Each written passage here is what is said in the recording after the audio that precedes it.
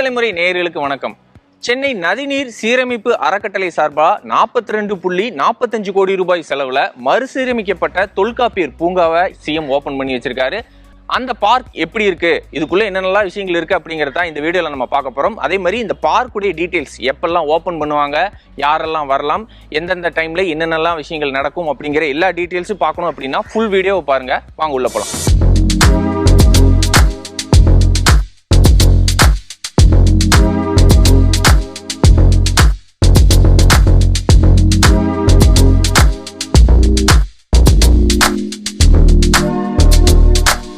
பார்க்குள்ள entrance மெயினா first உள்ள நுழைஞ்ச உடனே பாத்தீங்கன்னா ஒரு பிரம்மாண்டமான மினியேச்சர் அப்படின்னாலே சின்னதா தான் இருக்கும். ஆனா மினியேச்சரே பிரம்மாண்டமா வடிவமைச்சிருக்காங்க.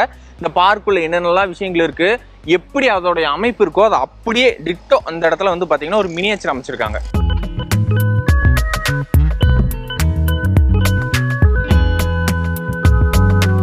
இந்த பார்க்குள்ள வரவங்களுக்கு பசிக்கும் இல்லவா, ஸோ அதனால உள்ள ஒரு அறுசுவை உணவகம் மகிழ் கஃபே அப்படின்னு சொல்லி இந்த கஃபேவும் இங்க அமைச்சிருக்காங்க.